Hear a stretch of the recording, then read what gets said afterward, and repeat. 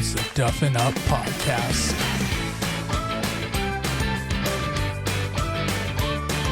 What is going on, Duff Daddies and Duff Mamas, and welcome to another episode of the Duffin Up Podcast. My name is Brendan Monroe. We have a boys' night for you tonight. That is right. We got the three right here. Mikey is somewhere, back on paternity leave apparently, but we'll get him back sooner or later. Don't worry about that.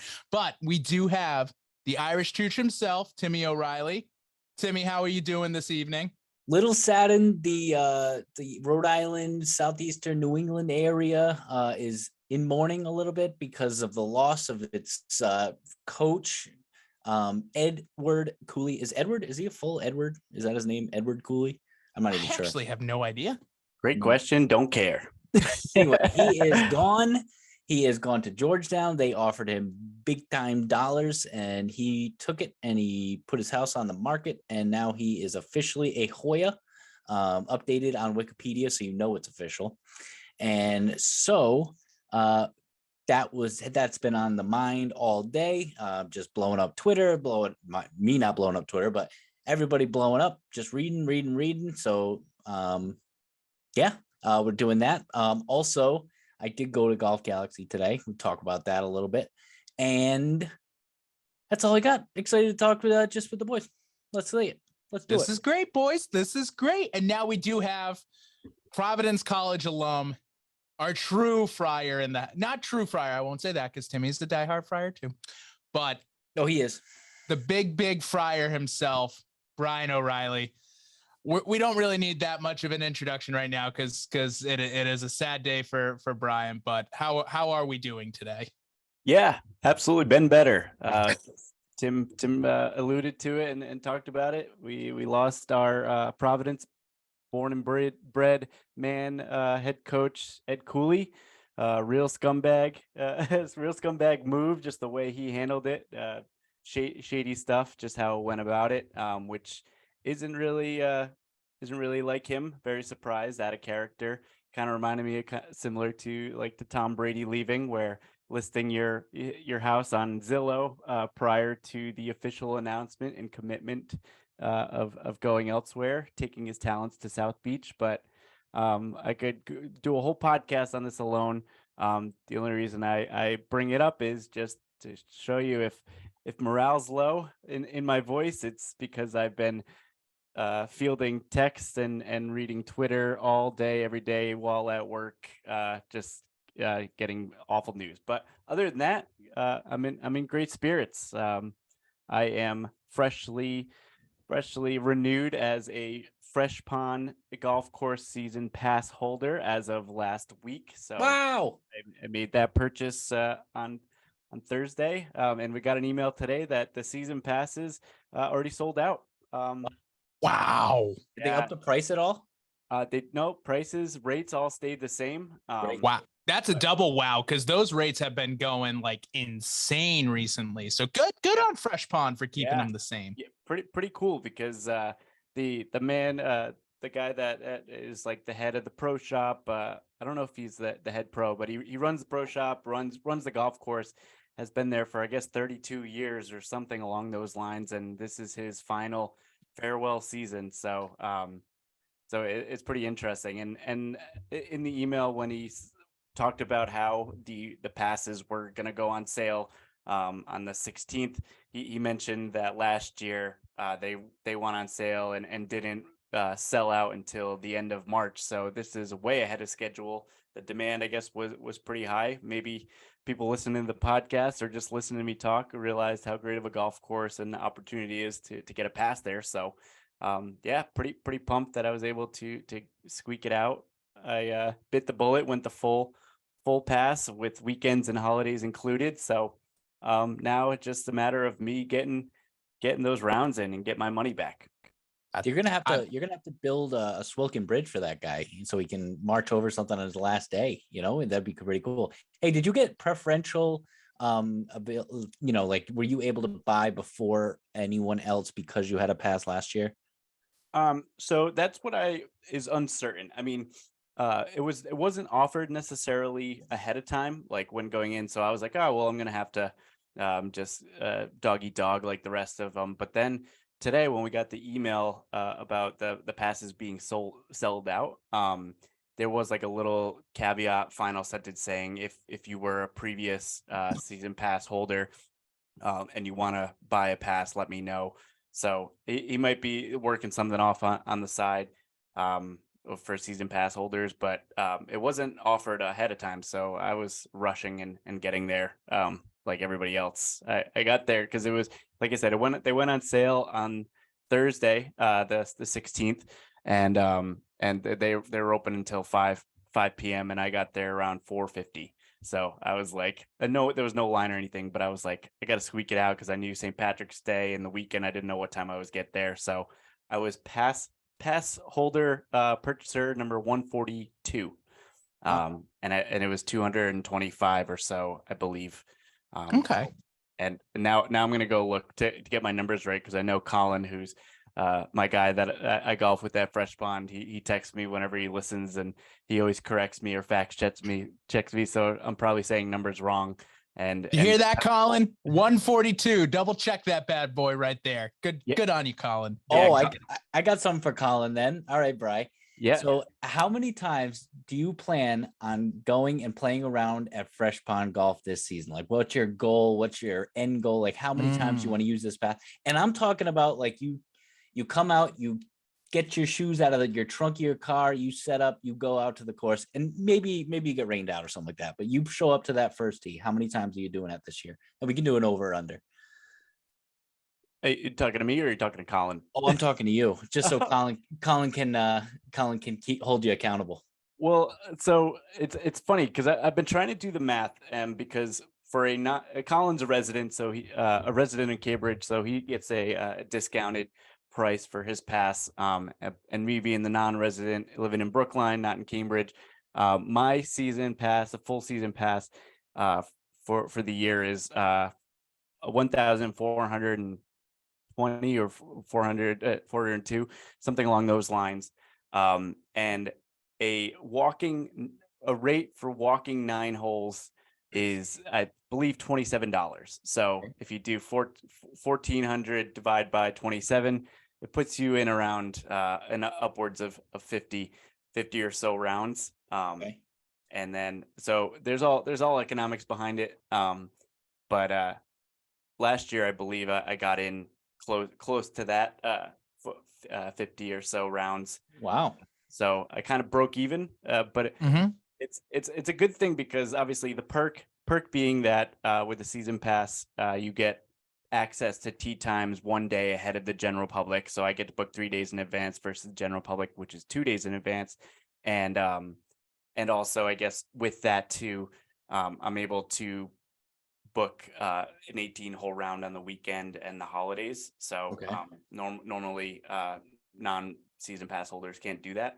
But I think, I mean, the draw is, especially when I have someone like Colin or a few of the other guys that we play with regularly, that like it's similar to like going to the gym, where it's like you need someone to be like, you want to go play this time, or do you want to go get out there? And I mean, the gym, I don't go ever, but it's so easy to be like, nah, I'm not going to go by myself. But with this, at least between the incentive of earning your money back because you're paying ahead of time, and when you go to the clubhouse each time, you just go and scan your card, and you don't have to pay. So that not having to dish out $27 every time you go pay, always having access to tee times, preferably 3 days in advance. And then just having buddies that I've made, like all the people that I golf with at Fresh Pond are people like Colin or this guy Frank or Cam or someone like that I've met at Fresh Pond. Like I didn't know them prior, and I think I've mentioned it before. My girlfriend, she thinks it's so weird that I have these golfing relationships with people. She's like, that's so weird. You don't hang out with them or talk to or like really do anything with them off the golf course. And I'm like, no, like, I mean, like we definitely have. And Colin's invited me to barbecues, and I've just been busy during the summer. So I'm the bad friend, honestly. Colin tried to make it outside the golf course, but it's just the stars haven't aligned it. But it just like, there's nothing like a good golf golf buddy, golf group that you go with regularly, because we're all working towards that common goal of it's just getting our money back, getting back into the green. And you guys know that you have golf in common, so why mess with that and just stick with the thing you have in common? So I'm gonna be Vegas. I'm gonna set the over under at 42 and a half rounds. 42 and a half. So in order to get into the Greenbrier guy, you got to go 51.85. So 52 rounds and you're in the green. I'm on it. Can you make it? So Tim, you're saying over under. What do you say, Tim? I'm going to put this down because this 42 and a half. 42 and a half over. 42 and a half is the over under. I'm pounding the over. I am absolutely, just because Bry Guy is going to be so spiteful that you were saying under, Tim, that he that's the thing, is this is under my control. It's like if I'm at right on the cusp, I'm you bet you I'm using a sick day and making sure just to prove my brother wrong. He's not even going to play a full 18. He'll sign up for 3 9s. He'll just go 9 and then another 9 and then another 9. Right. I'll be generous. I'll say that this cuts off at the end of Columbus Day weekend. So you have until October. Yeah. My birthday. Got my birthday week. Okay. Well, I'm just thinking when the fresh pond golf season ends.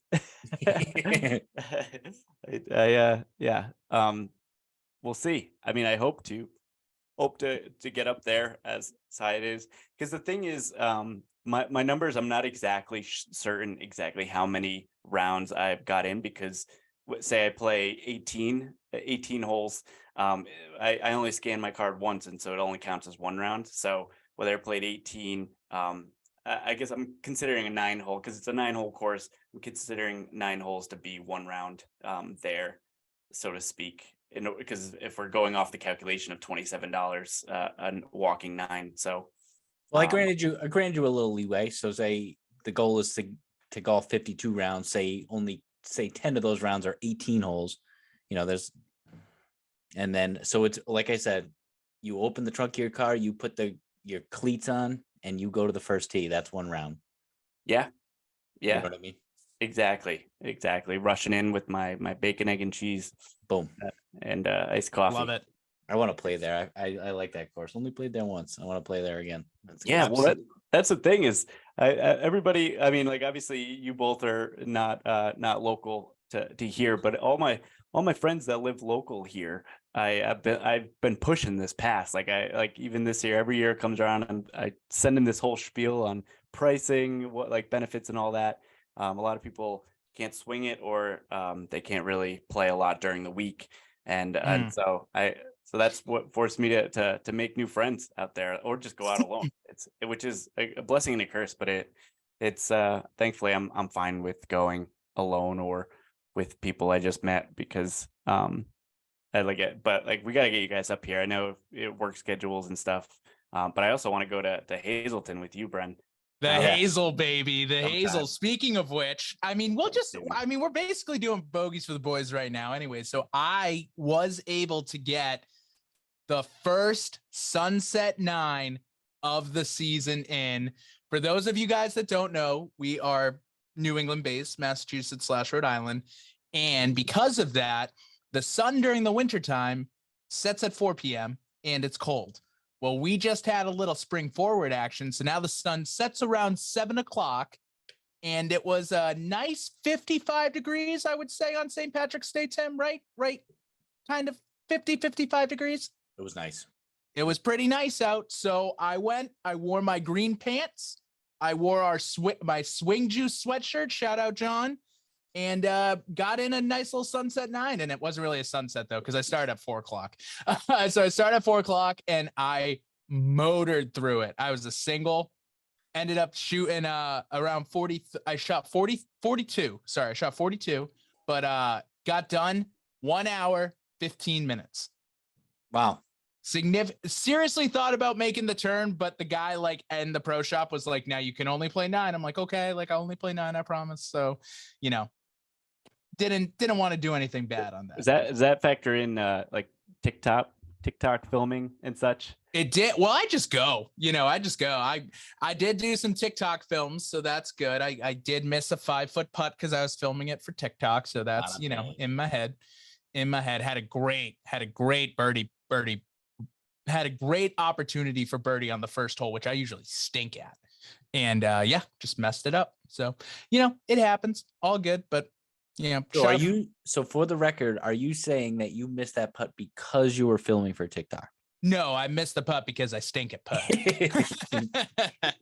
Just so happened to be on tape. Just so happened to be filmed. For the record, unofficially, I missed it because of TikTok. Officially, I stink at putting. Nice. But yeah, no, that was it was a great round. I just, wanted to get out, did a little, just wanted to play. Like sometimes it's just nice to be a single, and there was no one really else out on the course, so it was good. Really enjoyed it. And Hazelton, same thing with you, Bry Guy. $27 for 9 holes. Can't beat it.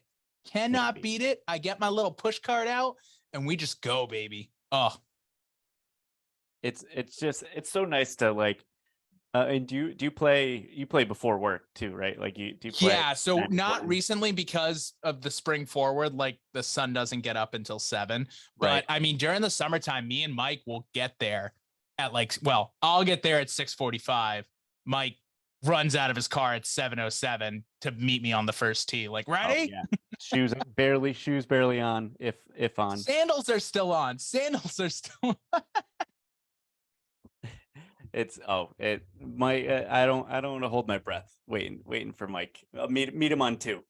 Yeah, right. But I should tell him one time, like, because the first hole and the fourth hole, like, tee boxes are really close there. So I'm just like, meet me on 4. Like, I'll play the first 3 without you. That's too funny. I'm texting Colin, who we golf with and stuff, and I was like, just give you a shout out. Anything you want to add, throw in there. And one of the lines that I love that he mentioned, he goes, maybe it'll be a good segue into our next topic, is the golf ball rollback. He said maybe that means that with the golf ball rollback that the U.S. Open is coming to Fresh Pond, being a Donald Ross design and all. I love that.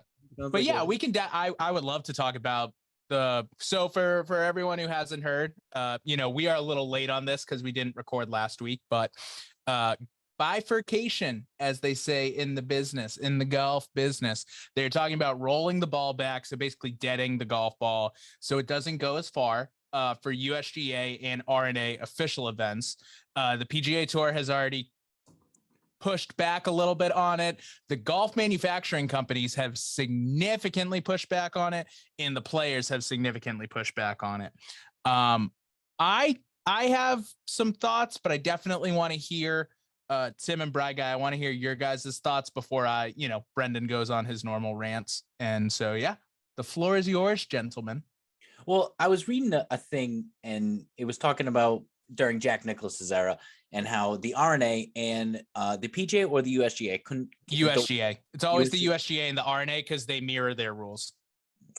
What Brendan said. And so they could not agree on the size of a golf ball. So one golf ball was 0.16 larger than the other golf balls. So the R&A had a 0.16 golf ball that was smaller than the USGA's ball. And what Jack Nicklaus said is that I don't know why anyone was using the bigger ball, because the smaller ball actually hit further and straighter and things like that. So he said it wasn't really a big deal going from the US with the bigger ball to the R&A in Europe with the smaller ball. He actually kind of liked it. So I'm very interested to see where they take this. And all I really know is that they're still going to be way better than us. So Either way. But Brendan, I'm interested to hear what you have to say about this. I don't know if it's a rant time or should we let Brian go first? Just because we'll let Brian go. It's not going to be a rant. It's just not going to be. No, you guys know away. It's rant away. Go into it. Go off. So I think something needs to happen because the equipment has gotten so good. The technology has gotten so good on balls and on clubs that it has literally turned the PGA Tour into driver, flipping a pitch and wedge, birdie putt. You know what I mean? Like it's basically gotten to there, and you can't just keep growing the rough out. You can't just keep making the rough longer. What they really could do is build more dog legs, but people want to see people hit the ball far off the driver, off drive. So it's like, and then they'll find a way to just, hit into the, you know what I mean? Like they'll just find a way to go over the trees and hit into the dog leg. So is distance a problem? Yes. Do I think deadening the golf ball is the way to go? I don't. But at the same time, I did not like how the PGA Tour players were like, we play the same equipment as you guys. The ball is the exact same. No, it's not. No, it's not. Like left dash and right dash just came out. Like there is so specific each player to like their own golf ball. It is ridiculous how specific like they can get on that stuff. Like if you guys have heard of like Pro V1 left hash that they just started selling this year, that's been on tour for 5-10 years. You know what I mean? That specific style. And like they have the equipment that's completely different than our equipment. Their irons are specifically made just for them and all of that nonsense. Their driver is specifically made for them. Everything is specifically made for them. So I don't like that argument because it's not the same. It is nowhere near the same equipment. Now, what I think they should do instead of deadening the golf ball, make the driver specifically, and you can do it just for USGA and R&A events. Make it if you guys remember a couple years ago when Phil Mickelson had that 2-wood where it was like the mini driver. I got a 2-wood. Make him hit the mini driver. Make him hit a mini driver. No more big gargantuan driver. I think that is the better way to go. And they'll complain about it. But if you have that for the US Open and the Open Championship, and then for the PGA and the Masters, you can play whatever, although the Masters usually adopts USGA rules. For the mate, I'm fine with that. I am 100% okay with them doing that. And then for the PGA Tour, you can still have the 25 unders and the massive drivers and them hitting at 350 and then flicking a wedge. And I'm cool with that. But I do think that, the USGA, the R&A, they want to make it hard. They want higher scores, not lower scores. They want it to be a challenge. And that's why, if you've noticed, whenever there's a challenge, the players react not happy because they want to go as low as they can. They want to shoot 30 under, even though you cannot. It's basically impossible to shoot 30 under in a PGA Tour event, but they want to get there. They want to shoot the 22 under. They want the winning score to be that low. I think the PGA Tour wants that too, but I understand why the USGA and the R&A want this.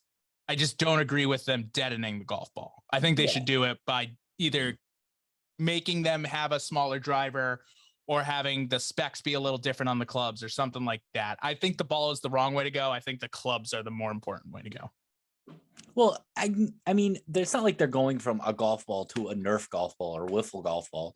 I mean, in reality, it's only going to make the ball, from what I saw, from what I read, what came across the old desk was that it only makes the golf ball go 15 to 20 yards less than the normal golf ball. And that's across the board, by the way. They're not letting Kevin Kisner, who only hits at 290, play the normal ball, and then Rory has to play the dead golf ball. Everyone's playing it. So Kisner will only shoot it now 250 or 270, and Rory will shoot at 310. Again, I don't think that solves what the USGA and R&A want to solve, but that's kind of how it's going. Well, I mean, are you really going to be able to tell the difference in person or on the screen 20 yards? I mean, that's like one club for everyone. I mean, that's the difference between a 7-iron, 8-iron, or whatever. I mean, the only way you're really going to tell is whether you go for a par 5 in 2 or not. I mean, that's like the real biggest thing. So it's a big deal for them, but as a viewer, I don't think the viewer is going to notice that much. And that's just my take on it. And so it's not like really going to affect me. It's not going to be like, well, I'm not going to watch anymore because they're doing this. I mean, it's basically like definitely not going to do that. Definitely not going to affect I'm still going to go to the Masters. I'm still going to watch the US Open. I'm still going to do that. And whatever they take, if they think that that's going to be the solution, Brendan, you have great takes on what you think it should be the alternative to that. But as I mean, we are biased because we are golf fanatics and we watch golf more than the average human being. But yeah, I don't think it's going to affect the viewership very, very much. Right, guy. Now, We get your opinion. Yeah, no, just from my understanding, it would only fall under the USGA jurisdiction. So the two out of the four majors, it would impact there, whereas the other one, the other two, which would be, I guess, the Masters and the British Open, the Open. The Open is the R&A and the USGA are together on this one. Got it. So it wouldn't affect the PGA championship, PGA championship, and it wouldn't affect the Masters. The only thing with the Masters is the Masters pretty much follows exactly what the USGA and R&A do. So technically it wouldn't do it, but it kind of would. You know what I mean on that side? It kind of would. Right. And Augusta would love to be able to shorten. Yeah, Augusta wants this more than anything. Yeah. Because imagine that, like there's no longer going to be minus 17 that wins the Masters. It'll be minus, 9. And they don't have to keep. Go ahead, Bray. No, I was just gonna say, personally, just from a cost standpoint, logistics standpoint, I mean, courses like Augusta are having to lengthen tee boxes, if anything, already. Like they're consuming and not to get all like political or get into it, but like just at the environmental impact of having to like build out golf courses to match this length is something that they're already having to do. And obviously that there's a lot more stuff that goes into it that doing that, changing the length of the actual physical holes themselves versus just changing the technology and with the golf ball. I mean, I feel like in this podcast, we always go into it a little bit, like just talking about like baseball and like when you go from Little League to Babe Ruth, you get a bigger barrel bat to be able to hit the ball into the bigger field. But then once you go to like you have metal bats all the way through college, and then once you go to like the pros or professional, then you switch to wooden bats just based off of ability and technology and trying to limit home runs and crazy hits and stuff. So it's like the technology obviously in all sports is evolving, growing, get for the better. And this like Justin Thomas said, it's like kind of solving a problem that they're creating or something along those lines that didn't exist. They're making an issue that didn't exist. It's I don't know, it like a lot of changes, it has to be the change has to be made across the board to level the playing field, like just because I mean, they're professional golfers, for God's sakes. Like they're gonna be good with whatever ball you give them, and all that. But I don't know how they'll have to kind of roll it out if they go through with it entirely. But yeah, I mean, give me the juiced ball. I need all the yardage I can get. But sometimes maybe that'll go further into the woods than than if I didn't have a juiced ball or just that technology. So I don't know. I mean, I don't have a hard set stance. It's one of those things where like, I will now I hit Odin golf balls, but before I like my loyalty was nowhere. I was hitting whatever I was finding. Like the ball I was playing was the cleanest ball that I found in my bag for the most part. But it's I don't know. It's kind of thing. I mean, they've done a lot of changes in most recent memory that I can think of, whether it be the grooves on the wedges, the like cutting down on the zip grooves, or the belly putter, being able to anchor the belly putter. Like those are all changes that I find can be silly. I mean, the grooves make sense, but like the anchoring the putter is kind of silly to me because everybody can do it. It's like one of those things that everybody can do it for the most part. So if either like do it also or don't do it, like if you don't want the advantage. But I don't know, it's not like it's like PEDs or anything. Yeah, it's not something that people are injecting into themselves in order to hit the ball farther, and people aren't doing it because they don't want to put foreign substances into their body. But it's just a freaking golf ball. Yeah. I don't No, know. I feel you on that side. One of the things that came out of it too, which was a really interesting conversation and can also segue into like a PGA Live conversation too, is that you know, Monday Q Info, Ryan from Monday Q Info brought up, hey, if the PGA Tour adopts this, Live is gonna adopt the old golf ball and be like, oh, you know what I mean? And they're gonna do that. They're gonna be like, oh, come and see us. Like we have the old golf balls. People hit it a mile, like all that stuff. But then if they don't adopt it, then people are gonna lose. You know, the USGA and R&A might lose a little credibility and everything like that too. So it's definitely interesting for what we're gonna see down the road. Quick Live update. No one's watching. And that was talking Live, but actually the ratings for the past two events have been absolutely horrendous. Charles Howell III, who I personally very much like as a golfer, not a superstar, not what Live is selling you, won the first event in Mexico. And then Danny Lee, again, not a superstar, one win in 303 starts on the PGA Tour, won this week in Tucson. Bryson DeChambeau has not finished above 10th in any of the Live events, so he has gone into the crapper. All of the guys who we were talked about, just a couple bad weeks out on the tour. Don't really know what's going on with Live, so that's something to watch, I guess. But I mean, people aren't watching, so it's a little weird. I am all for not saying a thing more about the Live. Hey, hey, one last thing on the golf thing, and then that's it. As far as I go, sorry, I'm wording this like a water buffalo.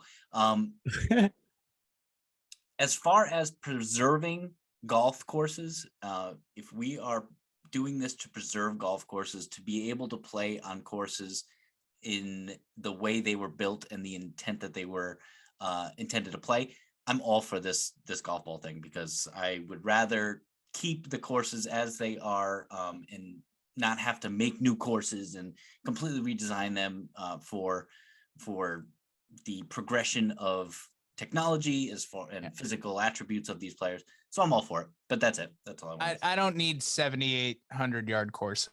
Like, I really don't. Like, if I'm being honest with you, then you're not playing the same course as the pros either, because you're 1,200 yards up at the white tees. You know what I mean? Yeah. Like it gets to a point where it's too much. I agree. Let's deaden the ball enough so we can go back and play Pinehurst #1 or Chamawa. Imagine that. They may have to make it a par 70 at Chamawa. It may no longer be a par 68. They may have to up it. That's right, baby. Oh, that would be unreal. So, you know, I think overall it's a pretty interesting area going for sure. Yeah, like what Timbo said, no Nerf golf balls here. But speaking of Nerf golf balls, and Tim knows where I'm going with this one. Yeah. Timmy and I had the pleasure of making it to the Northeast Golf Show this weekend. And we were able to hit some Nerf golf balls. We were able to hit some real golf balls. Very interesting. They had a couple of cool little things that we got to do. Tim got to play closest to the pin challenge they would not let lefties play because it was right next to a bunch of brand new cars. And they're like, for liability reasons, we can't have the lefties. That's something I can get behind, is banning lefties from the game. Let's roll that back. That is a real rollback, right? That's to the 1600s, not even the 1900s right there, baby. I got to play a break the glass with a Stinger event, and I did break the glass. That video is swaggy, Brendan. You acted like you've been there before. I didn't know how to react, because I was telling Tim when I hit it, the first time I hit it, which Tim, thank God, did not get on the video. It just went straight in the air. Like, it went so high, and I was like, oh crap, like this is not going to happen.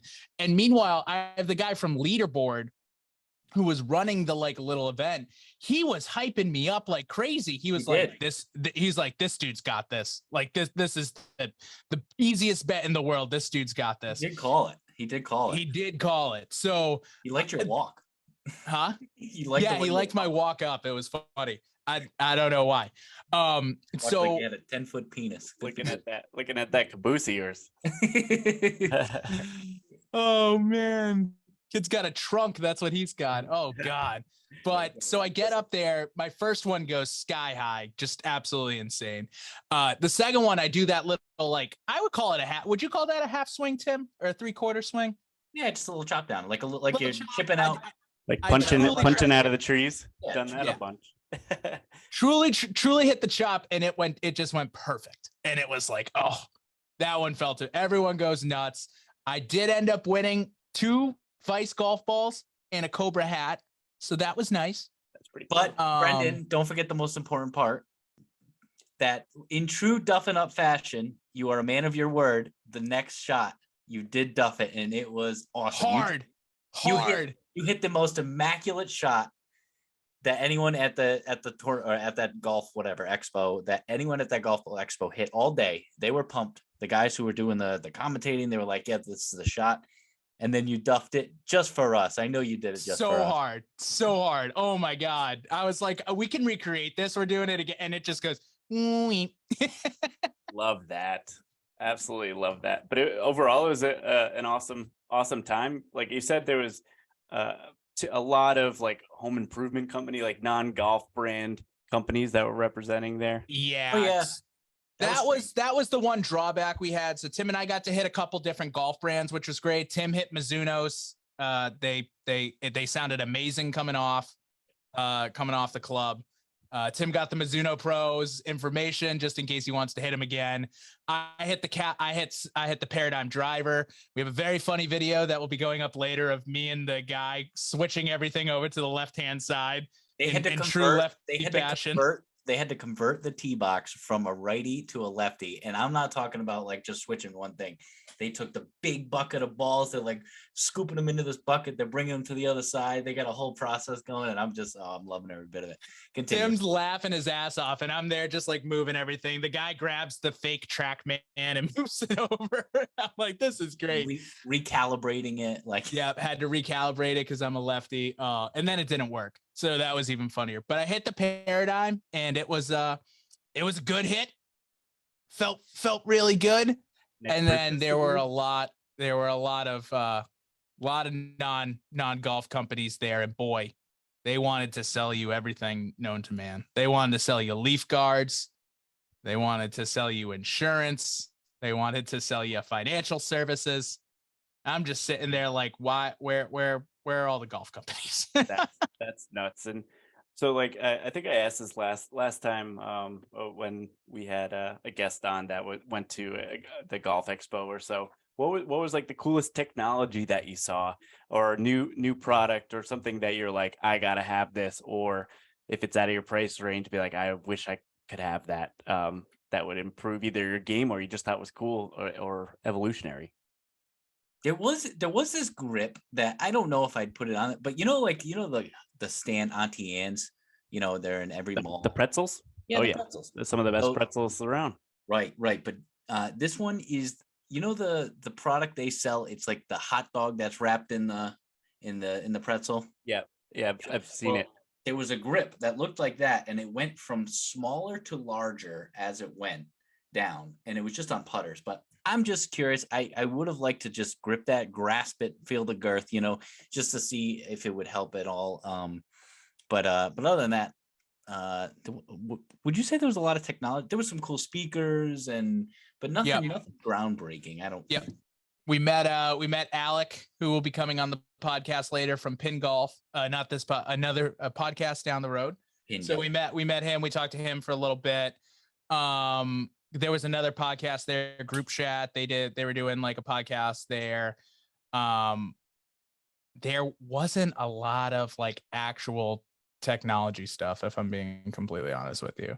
But they had like the drive, chip, and putt tent, which was pretty cool. Yeah. Like, get to see people. They had like play mass golf. They had the stuff for the kids, which was good. They had little mini golf set up. But yeah, I was completely honest where I was like, there's not a lot of golf. Like, and they had the guys trying to sell you like resorts. Oh, Bry guy. Tim. guy comes up to us and he goes, and so like we're looking at the thing, and I point because it's like Branson, Missouri, couple of other golf destinations, and Hilton Head's there. And the guy comes up, he's like, "You guys ever played at Hilton Head before?" And I go, I go once or twice, and Tim goes, "He used to live there." That's And the guy had no idea how to react, so he just like went into a spiel. And I was like, he's trying to sell us this stuff. And I was like, "Yeah, dude, we'll think on it. We'll think about it. We can't make a decision right now." And then just No, I love that, and I actually received this in the mail the other day. I get this every year. It's the Hilton Head vacation planner guide, Hilton Head Island. Just from that look how beautiful it looks. From that one time I went there. So it's growing on me. I think I like the location. Location's awesome. It's pretty cool here. It gives me a whole guide, but I just think I don't like seeing you happy. So whenever you get all giddy and happy, I just have to get all negative and upset about it. All I could think about is Brendan having that book next to a box of tissues. Yeah, right. Yeah. This is your play right here. Oh God. That's too funny. Yeah, we gotta get out there. I mean, Tim's never been. He's the only one that hasn't been down to there to the Hilton Mikey Head hasn't been either.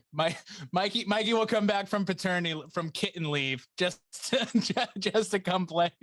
It looks like. I mean, it seems like he's been getting out there in Florida, which seems pretty cool. Yeah, Mikey is actually, for everyone asking, which is not many people, but Mike is actually legitimately on vacation this week, which is why he could not join. Hey, I got something while Mikey's on hiatus for this. However, I feel like we should have been doing this from the get-go, but no doubt he does not listen to these podcasts. No shot. But I think we should put in a keyword that, like, Mike, if you're listening, you have to text us immediately this word. And we have to change it every week so he can't I like it. Mikey, if you are listening, you have to text the group chat country bumpkin. we went there. And country bumpkin. Country bumpkin. As opposed to the urban bumpkin. Yeah, we'll have to do it, and we have to do it in the middle of the episode too. We can't do it at the start. No. Can't let them off easy. And we can't name it either. So we cannot name the episode Country Bumpkin. So that is good. Oh, we also saw this. So Mike, if you hear that, we also saw this one that I feel like we should start doing golf course reviews, and then maybe like we can get somewhere with it. People invite us to play there. Owl City. What was it? Owl's Nest. Owl's Nest. Oh wow. No, that place looks fantastic. That looked real nice. Where's brand new facility in New Hampshire. Yeah, right. It's like an hour north of Tilton, I think they said, Tim. Kind of like North Conway, like over near. Yeah, like North Conway-ish.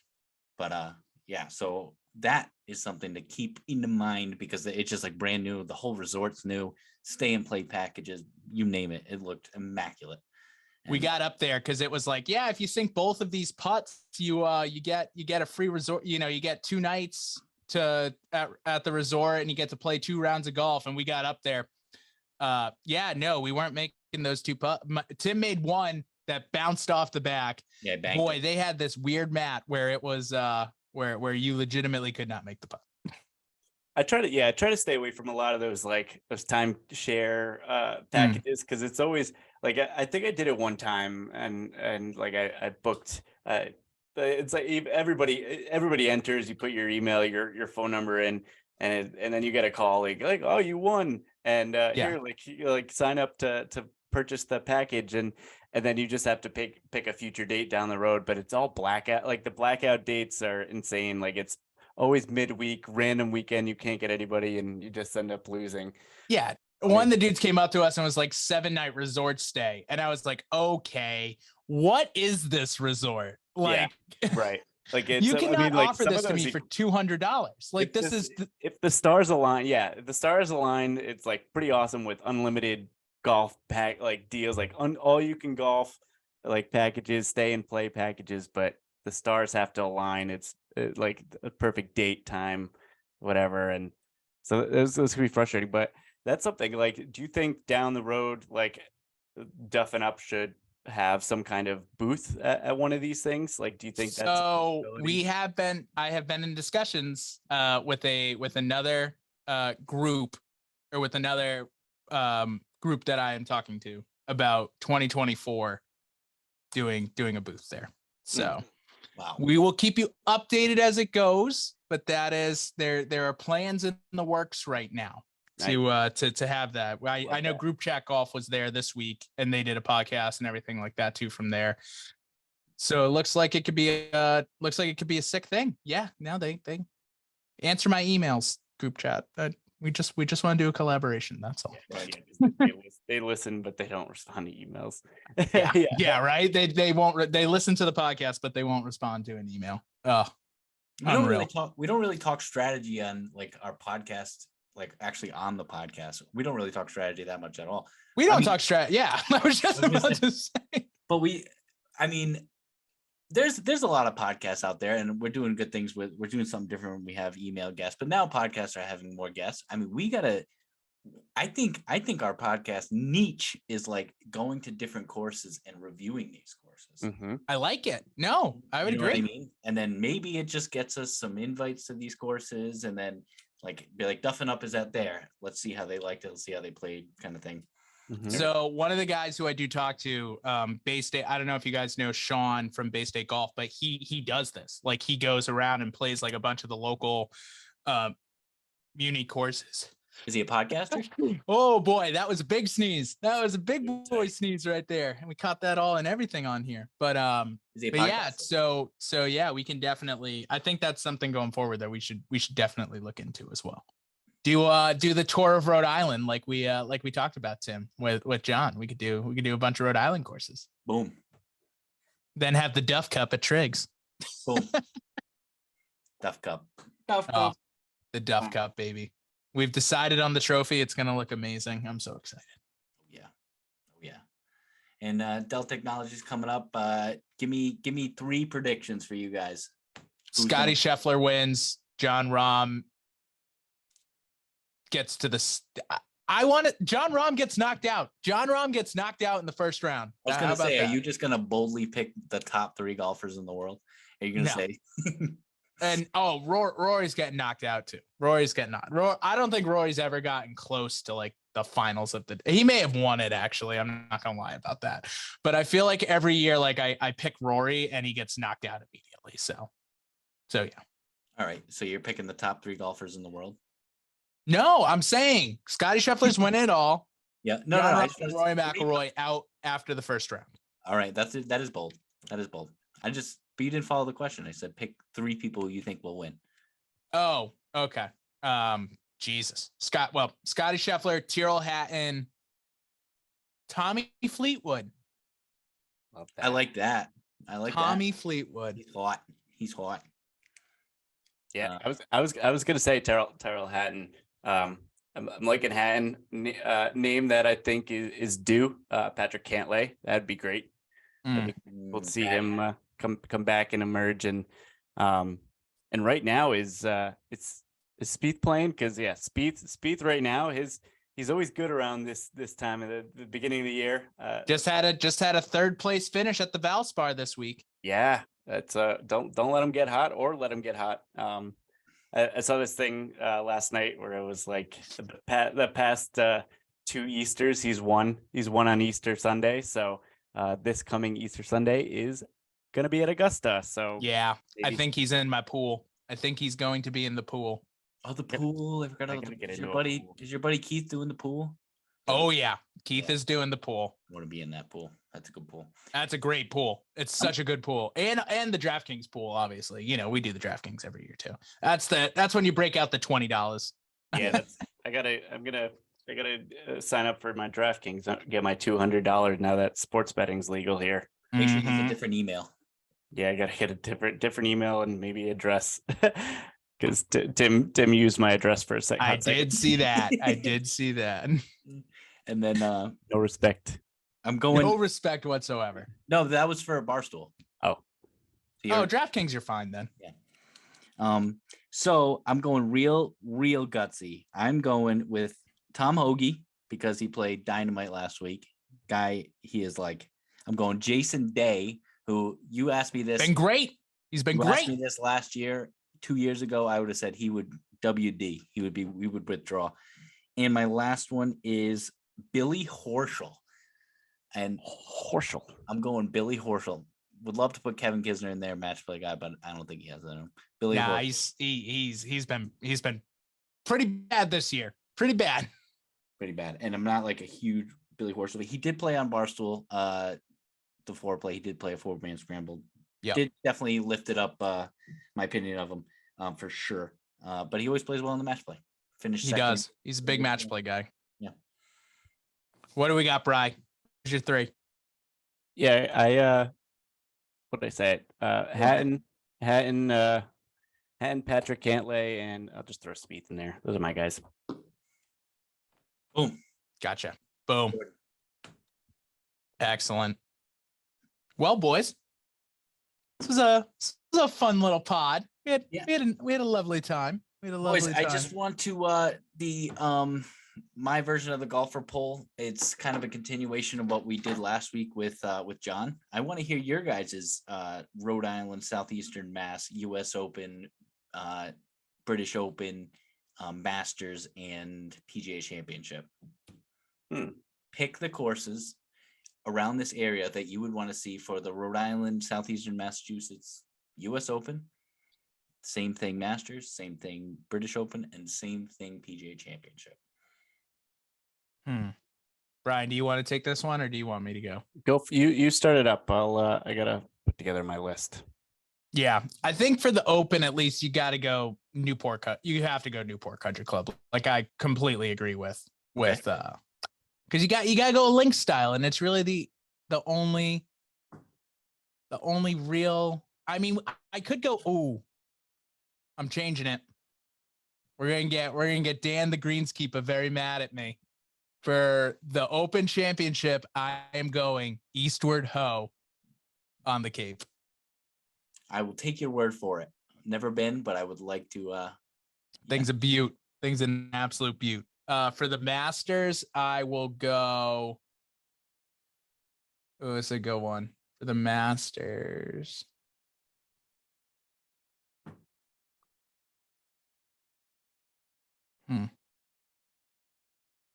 No, not TPC Boston. PGA Championship, I'll go TPC Boston. Okay. US Open, I'll go the Country Club because you kind of have to go the Country Club because it was just there. And then for the Masters, I will go Myopia Hunt up in. Yeah, that's a really, really good Myopia Hunt. You could tell who lives in Mass. Yeah, sorry, South Hamilton. Oh shoot! And I like the easy call on the Country Club, easy call on the TPC Boston. I wasn't even thinking TPC Boston. That's one I'm glad I didn't forget. PGA Championship there, love it. Hopefully Dustin Johnson doesn't play there. He tears that course up. He does. He really does. How about you, Bri Guy? What you got? Yeah, so I'm gonna start with the PGA Championship, and I'm gonna say that's a course that Tim and I play every year. Meadowbrook Golf Course down in Richmond, Rhode Island. We're doing just Rhode Island, right? Or am I just doing Rhode Island? That's what I'm just feeling. You can do Rhode Island, yeah. I'm doing Rhode Island, yeah. Meadowbrook, I think good for PGA Championship there. I think for the Masters field, Masters play there every year. Never played, just my former roommate used to work maintenance there at Shelter Harbor. I just heard nothing but immaculate things there at Shelter Harbor, one of the most exclusive clubs in Rhode Island there. I guess, US Open, probably Wannamoisa as well. And then either for the Open, I'm thinking either Newport Country Club or I kind of like Rhode Island Country Club, honestly. There. Oh man, everyone in Barrington just scoffing. Just scoff. Oh, yeah. We can't let non-Barrington people in at Rhode Island Country Club. Barrington. Oh god. Barrington. Oh. I drove by there yesterday going down to Bristol, and drove by Barrington High School, and I was like, I beat them in JV soccer a couple times. We beat them in varsity football, baby. They used to come across the border, the number 1 team in Rhode Island, and we freaking walloped them 35-7 my senior year. It was great. Money there for sure. But yeah, that's kind of my list. I played only one of them, but yeah, pretty cool. Pretty good courses. I mean, Warwick is up there too. At Warwick, I played there once and a member guest. I was no, actually it was a father-son event, and I played as the father because it was one of the JV kids on the golf team. I drove him to practice every day, so he picked me to be his father in the father-son event at Warwick, which was great. Shout out Mitch Reynolds. Nice. Cool course, yeah. Right there in the water. Wow. So yeah. That's cool. Did you give yours, Tim? I didn't, but I want to honorary mention for the Players Championship at Cranston Country Club. Switch the nines, and you got a 17th hole that is an island green, and so their 8th hole is an island green at Cranston Country Club. So I want to give an honorary Players Championship shout out to them. They would give very nice. And That's no course I'm about to say you guys did not mention. It would be switched up the order. I would definitely say the Masters. I want to play at Wannamoisett, not a long course, historic course. It's got Donald Ross's one of his most famous par 3s there. It is a par 69. Nice. Correct. And hopefully they never change it. Brian, for the US Open, I'm going to take one of yours, and I've thought about this for a while. Meadowbrook down in Richmond, Rhode Island, because it is a public course, and I love when the US Open is played at a public course. So I will take that. PGA Championship, love that at TPC Boston. Didn't even think of that. Also would rather put, if we're sticking to Rhode Island, would put them at Shelter Harbor. And then for the British Open, I'm going to go Newport National, just because yes, Newport Country Club is the easy, that's like the St. Andrews of Rhode Island. But we'll say Newport National is like the Carnoustie of Rhode Island. I like it. And so we're going to go with that. I like it a lot, boys. I like it a lot. That was a great question to end it on. Oh, well, boys, as always, fantastic podcast. Great to talk to the lads. What a week. What a week. We got some stuff coming in, but yeah, we got some special guests coming up soon. We got some stuff in the works, really excited about. So we'll everyone keep on listening, keep on having a good time with us. We're gonna keep going, baby. We're gonna keep going till the lights run out. So that's all that matters. We're doing it. Sounds magical. All right, boys. Oh wait, get on out there. Oh. I went to Golf Galaxy and I bought golf shoes. Just wanted to say that. And it is like a golf shoe that I've never seen before, but it is awesome. Can't wait to do it. It's the Quater by Travis Matthews. Oh, Travis Matthews. Yeah, I've seen those. Those look pretty cool. I saw those and I'm like, you like them? Yeah, I like them. I tried them on, and then I did not buy them from Golf Galaxy because I had gift cards from my Aunt Maggie for Golfers Warehouse, so I just ordered them online. Thank you, Aunt Maggie. That's exact. I think I showed you because Tim graciously gave me a $100 gift card to Golf Galaxy for my birthday, and I purchased a pair of G4 golf shoes, which were super comfy and super expensive, and the $100 gift card made me feel okay about it. But then I was like, well, realistically, I don't need new golf shoes, even though I would always like a good pair of white brand new golf shoes. So I returned those and ended up getting a 60-degree wedge, Titleist Vokey, last year's model or the previous model SM8. But I tried out the new 60-degree yesterday at the range, and boy, was it spinning. Those grooves were immaculate. So after the gift card, it only cost me $39 for a brand new 60-degree Vokey wedge. So watch out for me around those greens. Flop shots all day. Nice. Is that the Golf Galaxy in Warwick? Oh, for me, I just had it shipped. Oh, nice. Tim, were you at the Golf Galaxy in Warwick? You bet. I hate that place. They never have any good lefty clubs. It's All right, everyone. Well, thank you so much for joining us this week. We really appreciate you. Get on out there, duff it up. Brian, 42.5. Mike, don't forget your code word.